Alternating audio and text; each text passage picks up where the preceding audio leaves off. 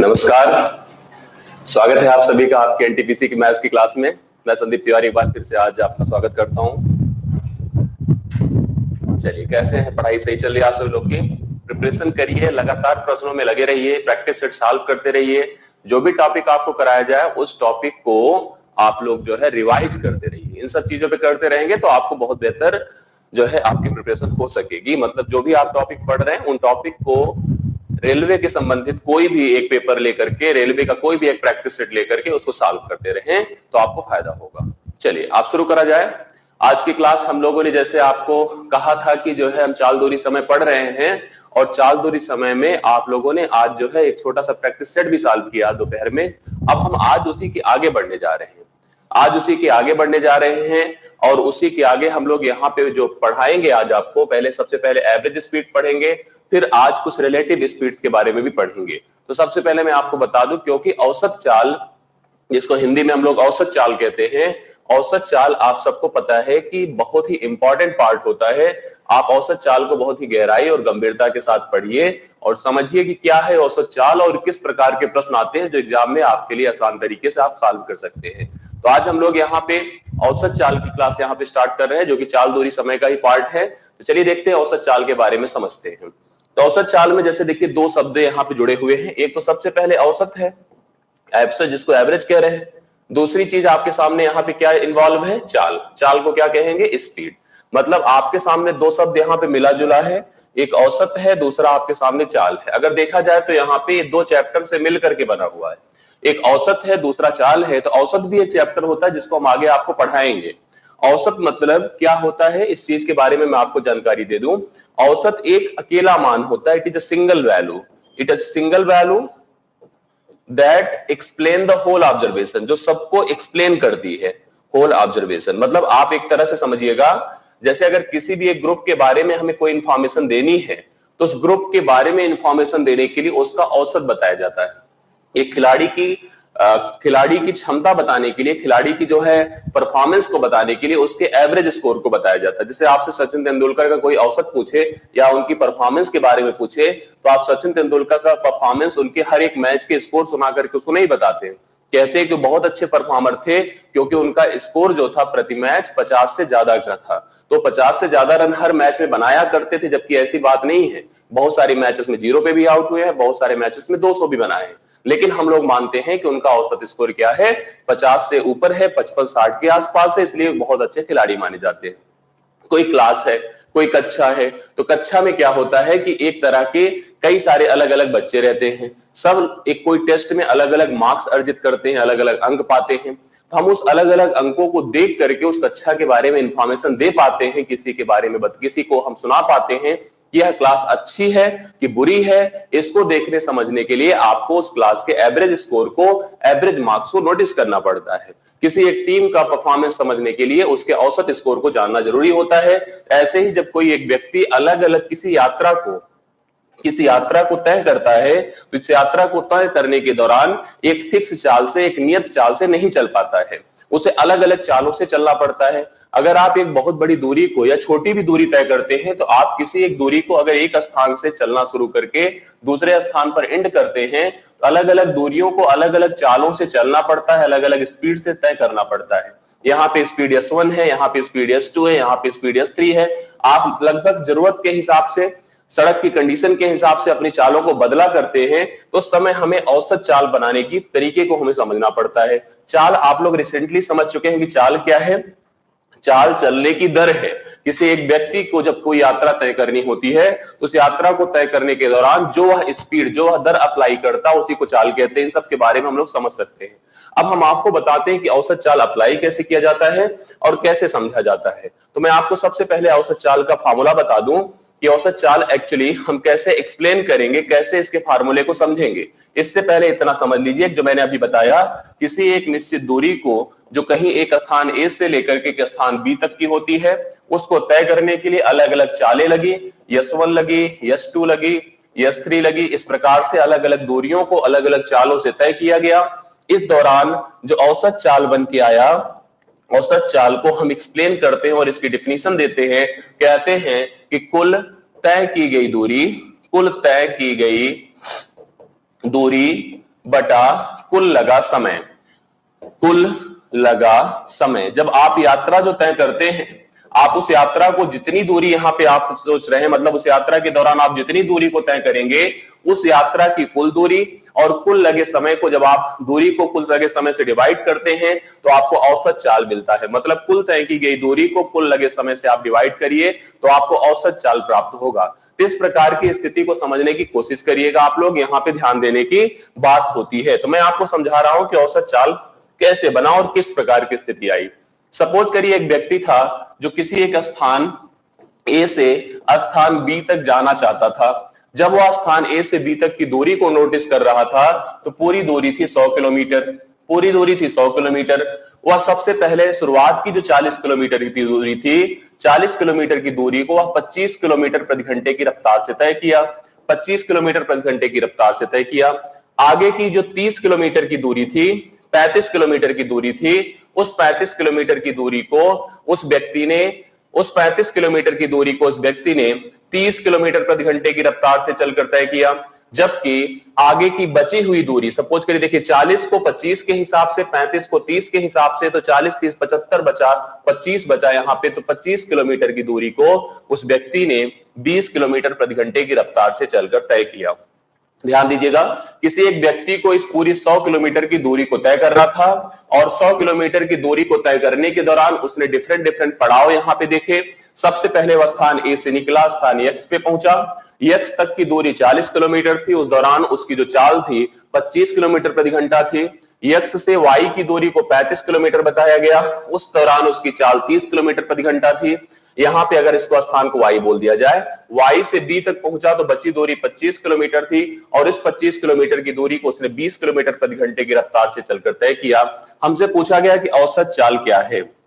अब आप यहां पे किसी ट्रिक और नियम पर मत आइए, सबसे पहले इसका अप्रोच समझ लीजिए, इसके बाद फिर हम आगे बात करने जा रहे हैं।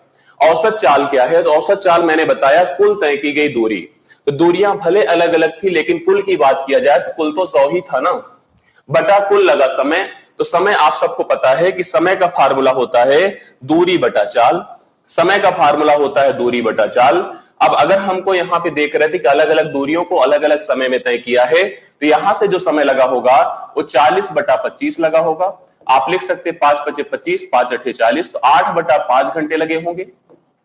यहां की बात किया जाए तो 35 बटा 30 हुआ होगा, मतलब 5 सते 35, 5 छंग 30, 7 बटा 6 घंटे लगे होंगे। जबकि अगले की बात किया जाए तो 25 बटा 20 हुआ होगा, 5 चौके 20, 5 बचे 25, मतलब 5 बटे 4 घंटे लगे होंगे। अब हमको कुल देखना है कि हमारी पूरी दूरी क्या थी। तो हमको पता है पूरी दूरी कितनी थी, 100 किलोमीटर थी।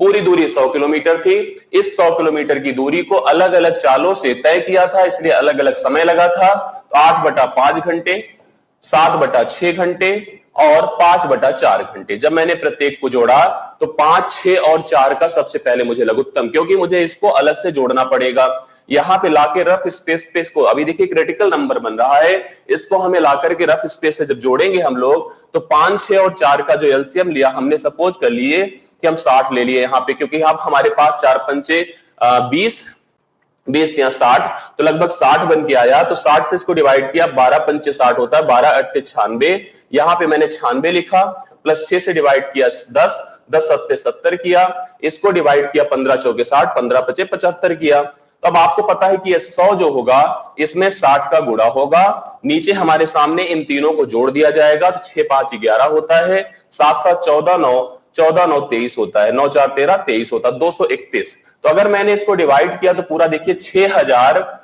बटा 231 किलोमीटर प्रति घंटा, 6000 बटा 231 किलोमीटर प्रति घंटा, ये उस व्यक्ति की औसत चाल बनकर आई, जो एक क्रिटिकल नंबर है, जो एक बड़ा नंबर है, जिसको आप लोग केवल समझने भर के लिए सोच सकते हैं। इसमें हमें किसी तरह के आंसर की उम्मीद इससे नहीं थी। लगभग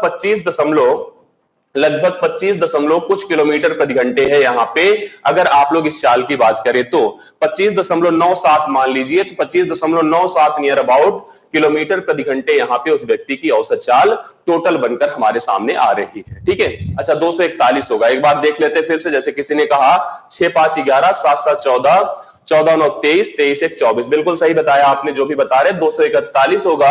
अगर 241 होगा तो उसके हिसाब से जो आंसर होगा हमारे सामने वो 6000 को अगर मैं 241 से डिवाइड कर दूं तो 24.89 नियर अबाउट बन के आएगा। तो हमारी जो औसत चाल बन के आ रही है, अगर हम इसको 241 कर रहे हैं तो 24.89 किलोमीटर प्रति घंटा लगभग यहां पे औसत चाल हमारे सामने बनकर आएगी। तो एक लंबा क्वेश्चन है, एक क्वेश्चन नहीं है, हम एक समझाने का तरीका आपको बता रहे थे जो कि बहुत ही कॉम्प्लिकेटेड है और इस प्रकार के प्रश्न बहुत ज्यादा बनते भी नहीं है। ये केवल समझने की मुद्दा था कि अगर एक किसी दूरी को अलग अलग पड़ावों में ब्रेक किया जाए, अलग अलग पड़ावों में ब्रेक करके अलग अलग चालों से तय किया जाए, ऐसी स्थिति में जिससे कि आपको जो है यहां पे जो हमारे समय हो, समय डिक्लेयर्ड हो जाए और हमको पता चल जाए कि हम लोग यहाँ पे किस औसत चाल से पूरी यात्रा को तय किए हैं। तो यहाँ पे इस प्रकार के प्रश्न तो बहुत ज्यादा नहीं बनते, लेकिन समझने का उत्तर यहाँ पे जरूरी है, इसलिए मैं आपको इस चीज को बता रहा था। अब देखिएगा औसत चाल का जो सिस्टम बना आगे कैसे बना। अब हुआ क्या, देखिए एक प्रकार की कंडीशन हम आपको औसत चाल से बताने जा रहे हैं, समझने की कोशिश करिएगा। सपोज करिए किसी एक बच्चे का घर था या उसका स्कूल था, उसके घर से स्कूल तक की स्थिति को हम नोटिस कर रहे हैं। वह बच्चा अपने घर से अपने स्कूल तक 20 किलोमीटर प्रति घंटे की रफ्तार से जाता है, 20 किलोमीटर प्रति घंटे की रफ्तार से जाता है और घर से स्कूल से घर तक वह 25 किलोमीटर प्रति घंटे की रफ्तार से आता है। 20 किलोमीटर प्रति घंटे की रफ्तार से जाता है और 25 किलोमीटर प्रति घंटे की रफ्तार से आता है, ठीक है। तो ऐसी स्थिति में उस बच्चे की औसत चाल क्या होगी, ये मुझे पता करना है। तो मैं आपको 2-3 तरीकों से यहां पे औसत चाल को निकालने का सिस्टम बताता हूं, ठीक है। चलिए समझने की कोशिश करिएगा। यहां पे आपको ध्यान देने की जरूरत है, जैसे वह बच्चा अपने घर से अपने स्कूल तक जाता था 20 किलोमीटर प्रति घंटे की रफ्तार से, लौटता था 25 किलोमीटर प्रति घंटे की रफ्तार से। ऐसी स्थिति में हमको यहां पे बताना है कि उस बच्चे की औसत चाल क्या थी। उस बच्चे की औसत चाल हम निकालने के लिए एक तो सबसे पहले जो हमने आपको तरीका बताया कि आप यहाँ पे, मुझे जैसे कोई दूरी नहीं पता है, मुझे इतना लेकिन पता है कि जाना और आना दोनों में दूरी जो तय हुई है समान दूरी तय हुई है। अगर आप ऐसे स्थिति के क्वेश्चन को सॉल्व करना चाहते हैं तो आप दूरी को सपोज करिए अगर x मान लें, हम लोग दूरी को x मान लें, तो x की दूरी को जाते समय जब तय किया तो उसका जाने में लगा समय जो होगा, ध्यान दीजिएगा, जाने में जो लगा समय होगा, क्योंकि हम सबको पता है कि फार्मूला क्या है और फार्मूला हमने आपको लिखवाया कि कुल तय की गई दूरी बटा कुल लगा समय होता है। तो जाने में लगा समय x बटा 20 हो जाएगा, जबकि आने में जो लगा समय होगा वो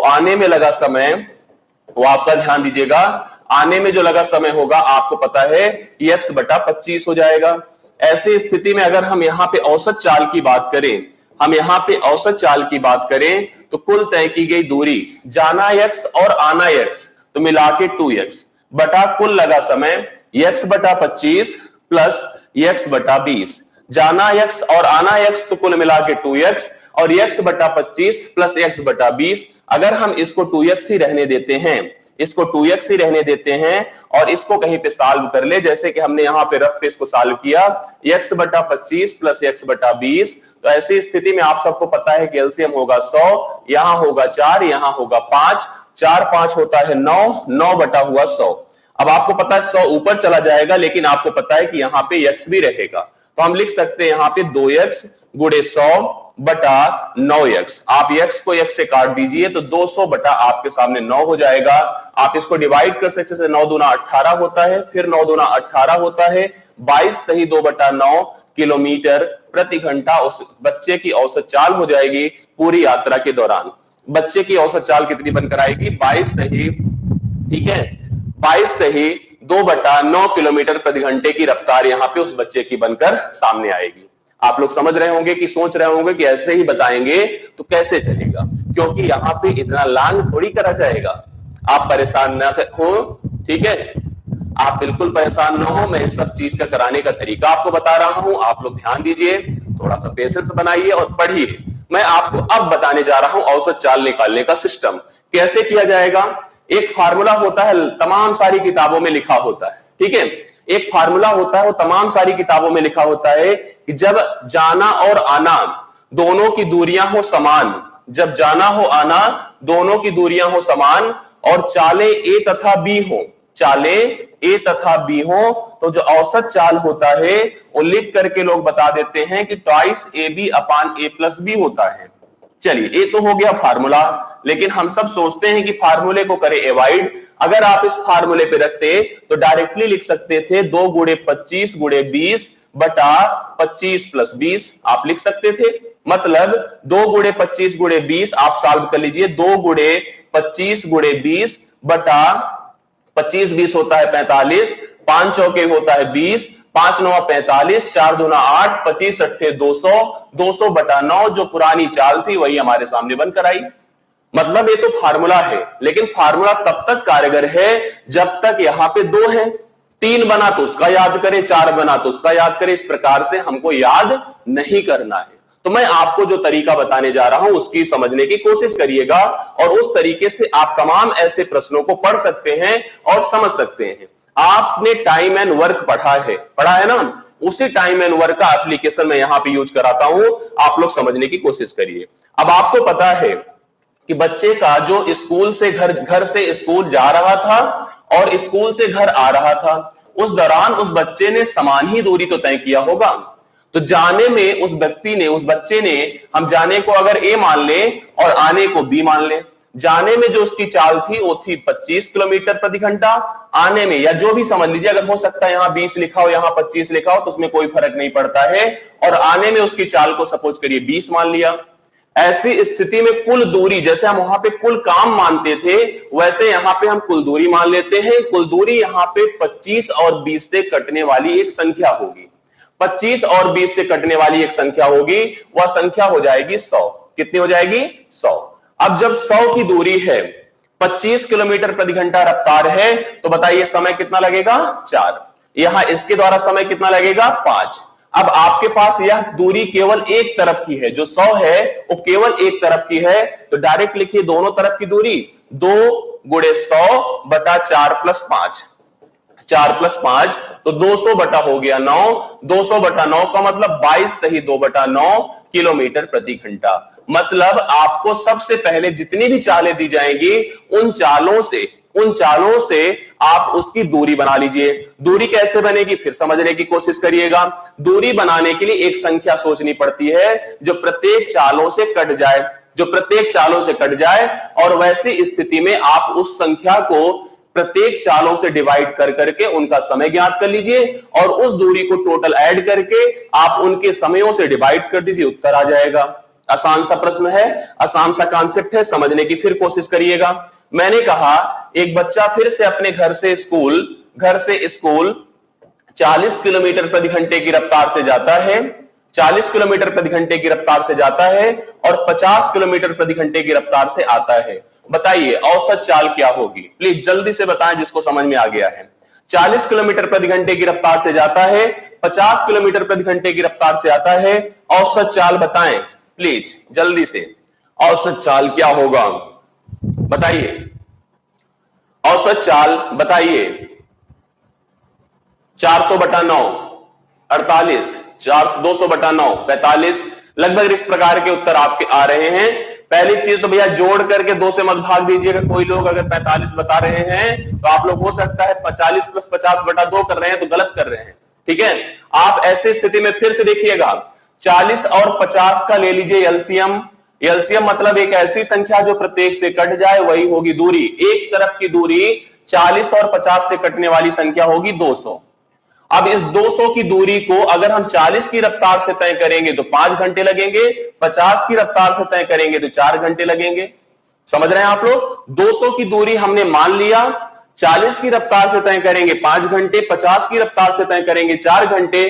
40 और 50 की रफ्तार से तय करने के दौरान जो दूरी 200 थी वो एक तरफ की थी, फिर रिटर्न थी, तो मिला के दूरी हो गई 2 गुणे 200 बटा समयों की बात करिए तो 5 घंटा और 4 घंटा, तो 5 4 कितना होता है 9, तो 400 बटा भैया कितना हो गया 9।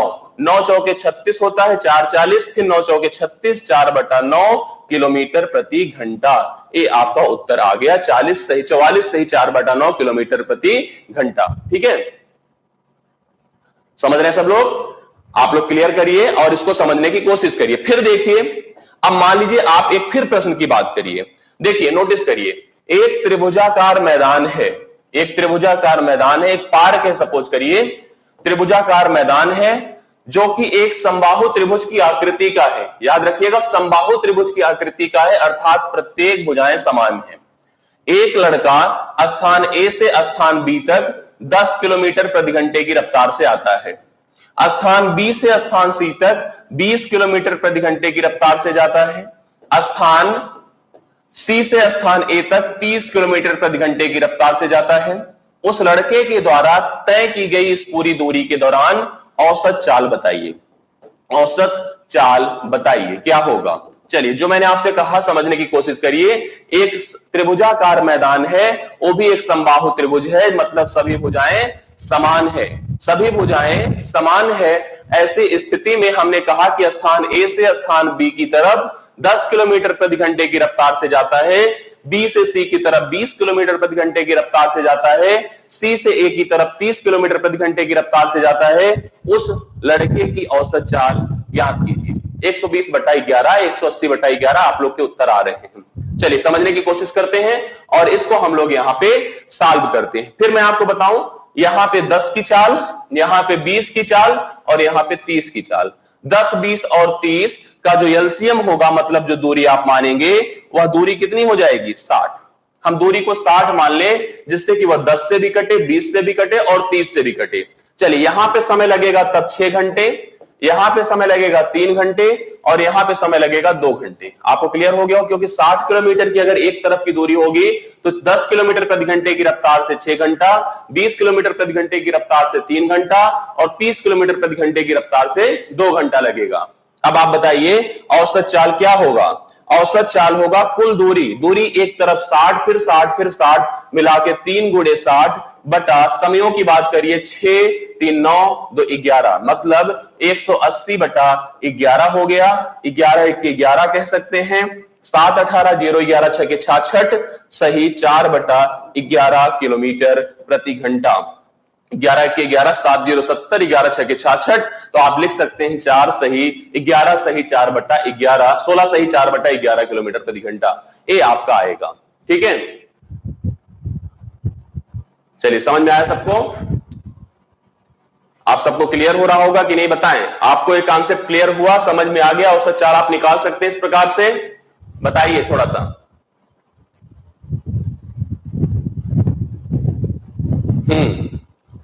क्लियर है? चलिए कोई बात नहीं। चलिए एक और करिए आप लोग, एक और करिए इस प्रकार का एक प्रश्न, आप लोग तुरंत बताएं। देखिए अब 3 का हो गया। एक मैंने कहा एक वर्गाकार मैदान है, एक वर्गाकार मैदान है।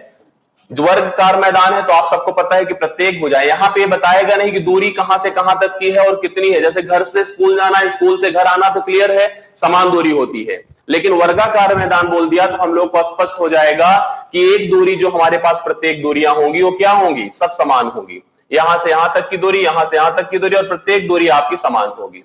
अब यहां पे होगा क्या बताइए? जैसे एक क्वेश्चन आया कि एक लड़का स्थान ए से स्थान बी तक 20 किलोमीटर प्रति घंटे की रफ्तार से जाता है, स्थान ए से स्थान बी तक 20 किलोमीटर प्रति घंटे की रफ्तार से जाता है, स्थान बी से स्थान सी तक 15 किलोमीटर प्रति घंटे की रफ्तार से जाता है, स्थान सी से स्थान डी तक 12 किलोमीटर प्रति घंटे की रफ्तार से जाता है, स्थान डी से स्थान ए तक 10 किलोमीटर प्रति घंटे की रफ्तार से चलता है। कैसे कैसे देखिएगा, मैंने कहा स्थान ए से स्थान बी तक 20 किलोमीटर, स्थान बी से स्थान सी तक 15 किलोमीटर प्रति घंटा, स्थान सी से स्थान डी तक 12 किलोमीटर प्रति घंटा, स्थान डी से स्थान ए तक आपकी चाल हो गई 10 किलोमीटर प्रति घंटा। उस लड़के की औसत चाल ज्ञात कीजिए। औसत चाल बताएं कितनी होगी?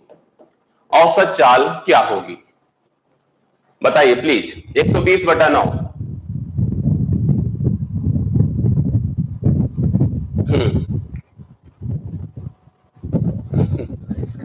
चलिए 140/240/18, 40/4 40/3। मैं भी सॉल्व करता हूं, देखता हूं। जैसे मैंने कहा कि यहां पे जो चालें हैं, जैसे 20, ध्यान दीजिएगा, 20, 15, 12 और 10। आप लोग प्लीज बताएं, कोई लोग, यहां पे हम दूरी कितना मान ले? दूरी कितना मान ले, जल्दी से बता दीजिए हमें, दूरी कितना मान लिया जाए? दूरी हम लोग यहां पे कितना मान लें? 60 मान लें। बहुत बढ़िया, महावीर जी बता रहे हैं, दीपक कौशिक, विनोद कुमार जी, उमेश जी, थोड़ा सा लगे रहते हैं आप लोग तो मजा आती है करने में, समझाने में। हाँ, एक तरफ की दूरी मानिए आप लोग 60। मैंने कहा दूरी हो गई 60। अगर दूरी हो गई 60, सबसे पहले यहां का समय लगेगा 3 घंटा, यहां का समय लगेगा 4 घंटा, यहां का समय लगेगा 5 घंटा, यहां का समय लगेगा 6 घंटा। चलिए औसत चाल निकालिए, तो हम लिखेंगे 60 गुणे 4, क्योंकि 4 बार दूरी को तय किया है। समयों की बात करिए, 3 4 7, 7 5 12, 12 6 18। समझ सकते हैं आप लोग मैंने क्या किया? 3 घंटा, 4 घंटा, 7 घंटा, 7 5 12, 12 6 18, 6 त्रिक 18, 6 धाम में 60 होता है, 40/3 हुआ, मतलब 13 सही 1/3 किलोमीटर प्रति घंटा। ये उसकी स्पीड रही होगी, ये उस लड़के की औसत चाल रही होगी। 40/3 मतलब 13 सही 1/3 किलोमीटर प्रति घंटा उस छात्र की, उस लड़के की औसत चाल रही होगी, जिसको आप लोगों ने किया। समझ में आ गया आप सभी लोगों को? तो औसत चाल के प्रश्न इस प्रकार के पूछे गए आपसे, तो आप लोग ऐसे प्रश्नों का उत्तर आराम से दे सकते हैं। थोड़ा सा चेंज करते हैं कंसेप्ट को, अपने टॉपिक को थोड़ा सा हम चेंज करते हैं और कन्वर्ट करते हैं। कन्वर्ट में हम आते हैं थोड़ा सा रिलेटिव स्पीड के बारे में। रिलेटिव स्पीड के बारे में हम लोग यहां पे बढ़ते हैं। अगर आप लोग बताएं, आप लोगों को सबको समझ में आ गया हो, तो हम रिलेटिव की तरफ बढ़े। तो रिलेटिव आया जाए, समझा जाए कि रिलेटिव स्पीड क्या है। ठीक है, 60 इसलिए माना कि वहां पे हम लोग सबको काट सके, मतलब जो समय निकाले वह समय आपका एक पूर्णांक संख्या में आए, इसलिए हम लोग एलसीएम ले लिया करते। टाइम एंड वर्क में भी ये चीज आपको कराया गया था। रिलेटिव स्पीड को कहते हैं सापेक्ष चाल। समझिएगा, सापेक्ष चाल।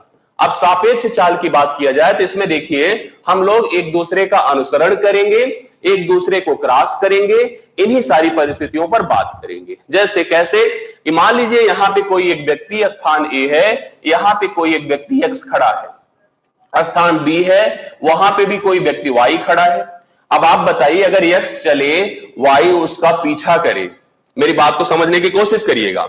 एक्स चले, स्थान ए पर किसी शहर में एक एक्स खड़ा है, स्थान बी पर कोई व्यक्ति वाई खड़ा है। एक्स चले और वाई अगर पीछा करे, तो वाई एक्स को तभी पकड़ पाएगा जब वाई की चाल एक्स की चाल से अधिक होगी। कभी भी ऐसा नहीं हो सकता है कि वाई एक्स को पकड़ पाए, तब पकड़ पाए जब वाई की चाल एक्स से कम हो। मतलब हम इस बात को समझ कर रखेंगे, अगर आप किसी का पीछा करते हैं, अगर आप किसी को अनुसरण करते हैं, आप उसको अपना टारगेट मानते हैं, तो आप उसको टच कर पाएंगे तभी जब आपकी चाल उसकी चाल से अधिक हो।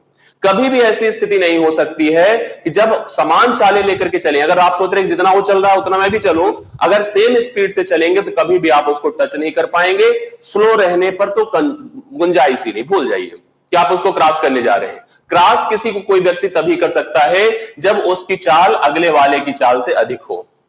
समझ रहे हैं इस बात को? मतलब जब एक कोई व्यक्ति दूसरे का पीछा करेगा तो दोनों को पार करने की स्थिति, मतलब पीछे वाले को आगे वाले को पार करने की स्थिति यही बनेगी, इससे पीछे वाले की चाल आगे वाले की चाल से हमेशा अधिक होनी चाहिए। दूसरी बात को मैं करूं, अगर मान लीजिए यहां पे कोई एक व्यक्ति था, यहां पे कोई एक व्यक्ति है, यहां पे उस व्यक्ति का नाम वाई है, यहां पे उस व्यक्ति का नाम एक्स है, दोनों एक दूसरे से मिलने को चले तो दोनों जरूर एक दूसरे को मिलेंगे, चाहे किसी की चाल ज्यादा हो, चाहे किसी की चाल कम हो, चाहे कोई आराम से चलता हो, चाहे कोई चलता ही नहीं हो। अगर एक भी चलता रहेगा तो जरूर जाकर मिलेगा। जैसे लाइफ में ऐसे सोच लीजिए, आप लोग प्रैक्टिकली सोचिए, आप मान लीजिए किसी को फॉलो करते हैं, आप उसका पीछा करते हैं। पीछा मतलब ये होता है उसका अनुसरण करते हैं, आप उसको जो है आप उसको पाना चाहते हैं। तो पाना चाहने के लिए आप अगर चल रहे हैं और उसी डायरेक्शन में वो भी चल रहा है, एक तो पहली चीज आप उसको पकड़ इस वजह से पाएंगे क्योंकि आपकी चाल ज्यादा है, तभी आप पकड़ पाएंगे, नहीं तो किसी हालत में नहीं पकड़ पाएंगे।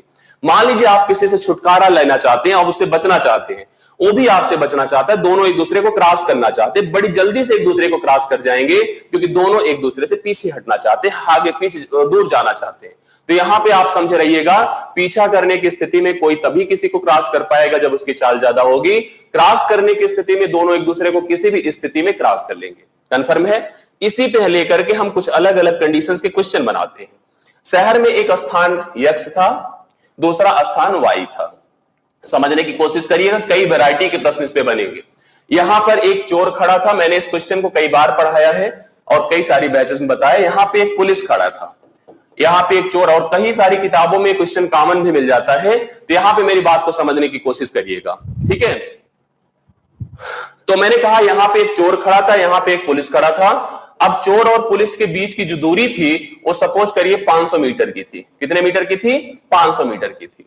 चोर पुलिस को देखकर डर तो रहा है, लेकिन उसे थोड़ा सा भी शंका हो सकता है पुलिस वाला उसके ऊपर शंका नहीं कर रहा है।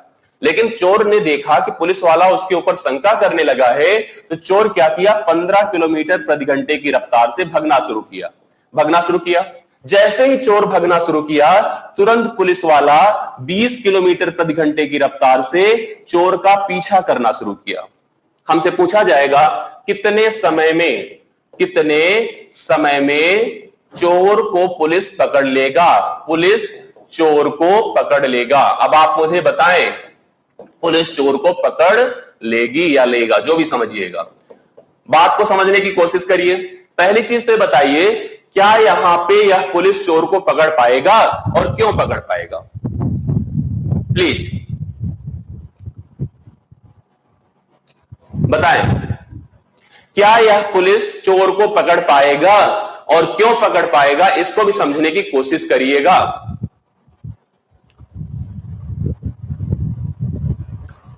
बिल्कुल, क्योंकि पुलिस की स्पीड ज्यादा है, पुलिस वाला इसलिए चोर को पकड़ लेगा। और बात को समझिए, बहुत सही, जैसा आपने कहा कि यहां पे पुलिस वाला चोर को पकड़ लेगा, इसलिए पकड़ पाएगा क्योंकि चोर की चाल 15 किलोमीटर प्रति घंटा है और इसकी चाल 20 किलोमीटर प्रति घंटा है। इन केस यही उल्टा होता तो चोर भग जाता, पुलिस वाला उसको कभी भी पकड़ नहीं पाता। अब आपको हम एक चीज बता दें,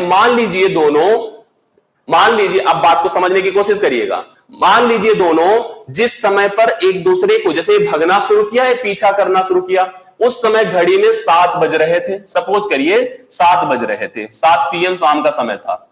जिस समय ये भगना शुरू किया, जिस समय वो पीछा करना शुरू किया, तो शाम का 7 बज रहा था। मतलब दोनों के लिए शाम का 7 बज रहा था ना। और जब पुलिस वाला चोर को पकड़ लेगा, उस समय भी घड़ी का समय दोनों के लिए समान रहेगा। ऐसा थोड़ी होगा किसी के लिए घड़ी का समय कुछ होगा और किसी के लिए घड़ी का समय कुछ होगा। मतलब दोनों समान समय तक दूरी तय करेंगे, दौड़ेंगे उसी समान समय में। क्योंकि इसकी चाल ज्यादा है, इसलिए यह चोर को पकड़ेगा, उतने ही समान समय में ज्यादा दूरी तय करेगा, जबकि उतने ही समान समय में यह कम दूरी तय कर पाएगा क्योंकि इसकी चाल कम है और यह पीछे रह जाएगा, मतलब पकड़ लिया जाएगा। आप समझिए कितने समय में पकड़ लेगा। तो मैंने चलो ऐसे जनरल वे में सोचा कि चलो, मैंने कहा T समय में पकड़ लेगा। मैंने सोचा T समय में पकड़ लेगा, T समय में पकड़ लेगा। तो T समय में चोर जो है और पुलिस कितनी कितनी दूरियां तय करेंगे, समझिए। मैंने कहा चलो हम यहां से अगर किसी का पीछा करने चलते हैं, हम उसको T समय में पकड़ेंगे। मतलब हम T समय में कितनी दूरी तय करेंगे बताइए? 20T kilometre. जबकि यह कितनी दूरी तय करेगा? 15T kilometre. अब आप बताइए, आपको पता है दूरी का फार्मूला, चाल गुणे समय तो होता है। तो चाल दिया था, समय मैंने माना और मानकर कर रहे हैं, अभी आगे भी आपको हम करके दिखाते हैं। यह 20T समय में पकड़ेगा या दूरी तय करेगा, या 15T में दूरी तय करेगा। अब आपको पता है कि पुलिस वाले को इस चोर को पकड़ने के लिए यह 500 मीटर की अतिरिक्त दूरी तय करनी पड़ती थी। मतलब जो दोनों की दूरियों का डिफरेंस होगा, वह डिफरेंस 500 मीटर, या 500 को 1000 से डिवाइड कर दीजिए तो किलोमीटर हो जाएगा। अब आप इस 500 मीटर को आप समझ सकते हैं कि 1 किलोमीटर बराबर 1000 मीटर होता है। अर्थात हमको इसको किलोमीटर में कन्वर्ट करना पड़ेगा, तो 1/2 हो जाएगा। समझ सकते हैं आप लोग? 20T से 15T निकाला तो 5T हो गया, 5T बराबर 1/2 हो गया, तो T का मान 1/10 हो गया। मतलब 1/10 घंटे में पुलिस वाला चोर को पकड़ लेगा, और 1/10 का मतलब होता है 60 से गुणा कर दीजिए तो 6 मिनट में पुलिस वाला चोर को पकड़ लेगा। 6 मिनट में पुलिस वाला चोर को पकड़ लेगा। कितने मिनट में? 6 मिनट में पुलिस वाला चोर को पकड़ लेगा। पहले आप लोग बताइए इस थ्योरेटिकल तरीके से आप सबको समझ में आया कि नहीं आया? प्लीज जल्दी से बताएं। 6 मिनट में पुलिस वाला चोर को पकड़ा, क्या इस थ्योरेटिकल अप्रोच से आपको यह चीज समझ में आई कि नहीं आई? फिर से रिपीट, और कोई आइडिया? फिर से मतलब चीजें क्लियर नहीं हुई।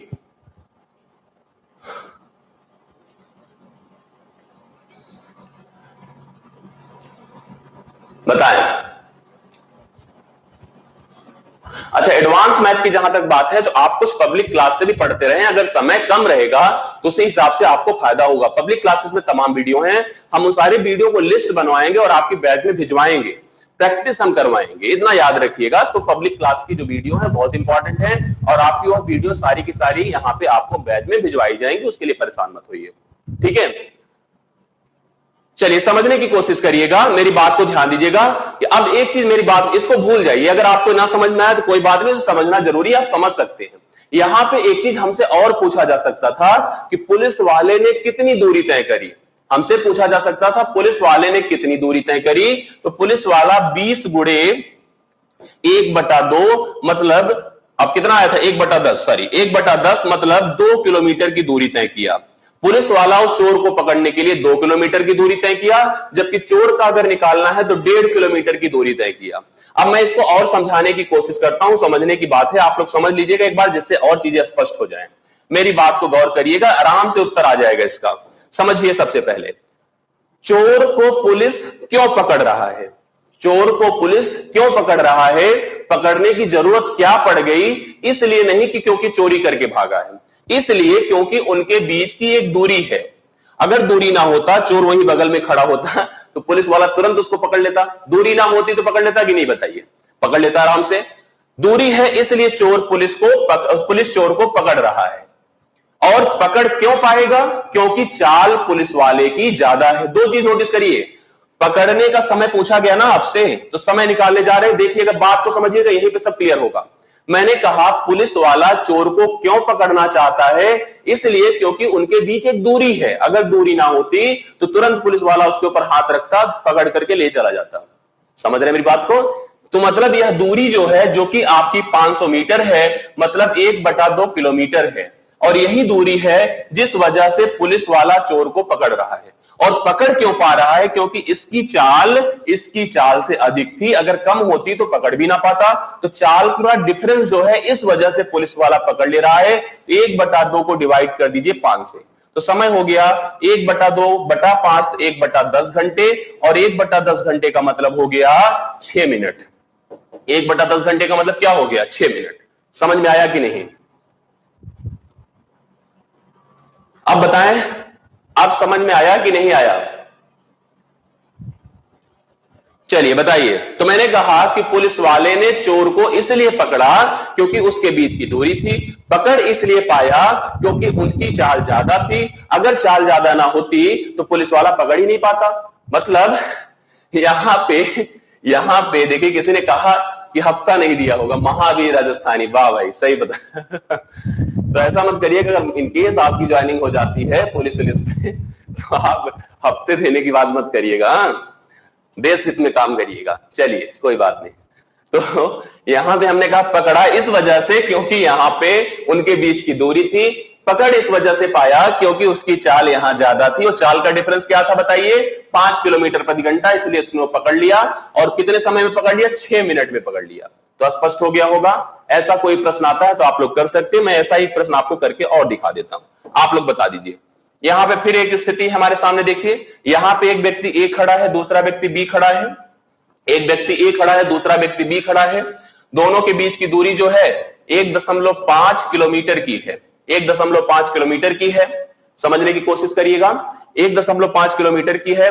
इसने इसको देखा और यह 25 किलोमीटर, एक सेकंड, इसने इसको देखा और यह 25 किलोमीटर प्रति घंटे की रफ्तार से भागना शुरू किया।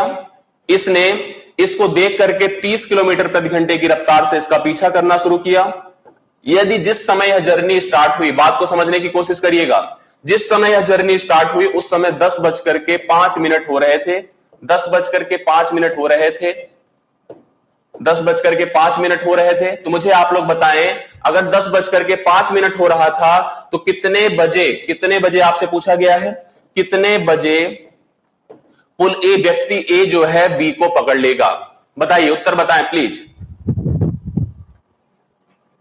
हाँ, मैंने आपसे बताया कि दोनों के बीच की दूरी 1.5 किलोमीटर थी, इसकी चाल 30 किलोमीटर प्रति घंटा थी, इसकी चाल 25 किलोमीटर प्रति घंटा थी। जब ये दौड़ना शुरू किया तो उस समय 10:05 हो रहे थे। कितने बजे वह पकड़ लेगा? उत्तर बताएं, बताइए। 10:23। बहुत बढ़िया, 10:23 लोग उत्तर बता रहे हैं। आप देखिए, सबसे पहले आप क्या करिए, इस दूरी को 1.5 जो है उसको इन दोनों के डिफरेंस मतलब 5 से डिवाइड करेंगे। अगर डिवाइड करेंगे तो आपका हो जाएगा 15/50। 15/50 का मतलब 5 या 15, 5 10 50, 3/10 घंटे। 3/10 को 60 से गुणा करेंगे तो 6 त्रिक 18 मिनट लगा। मतलब 10:05 हो रहे थे तो 10:23 पर वह व्यक्ति ए व्यक्ति बी को पकड़ लेगा। आसान सा कॉन्सेप्ट है, आप लोग इस तरह के प्रश्नों को सॉल्व कर सकते हैं। क्लियर? चलिए एक दूसरी स्थिति को मैं आपको और बता देता हूं, उसको समझने की कोशिश करिएगा। अब जैसे अगर मान लीजिए एक व्यक्ति यहां पे है, एक व्यक्ति यहां पर है, दोनों के बीच की अपनी एक दूरी है। सपोज करिए दोनों के बीच की दूरी 300 हमने कह दिया चलो 180 किलोमीटर की है। दोनों के बीच की दूरी 180 किलोमीटर की है। दोनों अपने अपने घरों पर बैठे हुए हैं, दोनों अपने अपने घरों पर बैठे हैं। दोनों ने एक दूसरे को फोन मिलाया और कहा कि तुम अपने घर से निकलो, हम अपने घर से निकले, क्योंकि हम दोनों को एक दूसरे से मिलना है। तो यह जो है अपने घर से 40 किलोमीटर प्रति घंटे की रफ्तार से चलने को तैयार हुआ, जबकि यह अपने घर से 50 किलोमीटर प्रति घंटे की रफ्तार से मिलने के लिए तैयार हुआ। जब दोनों एक दूसरे से मिले तो मिलने में कितना समय लगा? मिलने में लगा समय हमको ज्ञात करना है। मेरी बात को समझने की कोशिश करिएगा। यहां पे ठीक है, इसमें कोई कॉन्सेप्ट नहीं समझ में आया। कुछ चीजें ऐसे समझने की कोशिश करिए। बताइए कितने समय में दोनों एक दूसरे को मिल गए? आसान सा क्वेश्चन है। जब दोनों एक दूसरे के विपरीत चलकर मिले, एक दूसरे के विपरीत मिले, तो कुल दूरी को उनकी चालों के योग से डिवाइड किया करें। कुल दूरी को, जैसे अगर हम ऐसे समझ लें कि समय अगर टी मान के करते तो हम लिखते हैं यहां पे 40t प्लस 50t बराबर 180। तो 40 50 90 टी हो जाता बराबर 180। तो टी का मान हो जाता 2 घंटे। यहां पे इसको इस तरह से हम पढ़ सकते थे, कर सकते थे, मतलब 2 घंटे में यह पकड़ लेता। अगर हम इसको ऐसे ना सोच करके जैसे अभी की बात कर रहे थे वैसे ही, क्योंकि उनके बीच की दूरी 180 किलोमीटर थी और उनकी चालों का योग 40 प्लस 50 कर दें, तो 40 प्लस 50 अगर कर दें तो डायरेक्टली डिवाइड कर दीजिए। जैसे पिछले में, क्योंकि दोनों एक दूसरे के विपरीत दिशा में चलते थे और उस स्थिति में चालों के डिफरेंस से डिवाइड करना पड़ता था, तो सापेक्ष चलते थे जब एक दूसरे के अनुसरण करते थे। जब विपरीत दिशा में चलेंगे तो उसी दूरी को उन दोनों की चालों के योग से डिवाइड कर दीजिएगा। जब दोनों एक दूसरे के विपरीत दिशा में चले तो चालों के योग से डिवाइड करिए। जब दोनों एक दूसरे की समान दिशा में चलेंगे तो चालों के अंतर से डिवाइड करा करें। तो इस प्रकार से ऐसे प्रश्नों को आप हल कर सकते हैं, सॉल्व कर सकते हैं। तो मेरे ख्याल से चीज आपको स्पष्ट हो गई होगी, समझ में आ गई होगी। पीडीएफ हम आपको देते हैं और इस पीडीएफ पे इनसे आधारित कुछ प्रश्नों को हल करवाते हैं। इस क्लास को आज यहीं पे समाप्त करेंगे। आगे हम पीडीएफ पे आधारित आगे कॉन्सेप्ट पे डिस्कस करेंगे। आशा करेंगे चीजें आपको समझ में आई होगी और जिससे अगली क्लास में हम लोग और अच्छा कर पाए। तो चलिए इस क्लास को यहीं पे फिनिश करते हैं, नेक्स्ट क्लास में इसके आगे हम लोग कंटिन्यू करते हैं। ठीक है, धन्यवाद।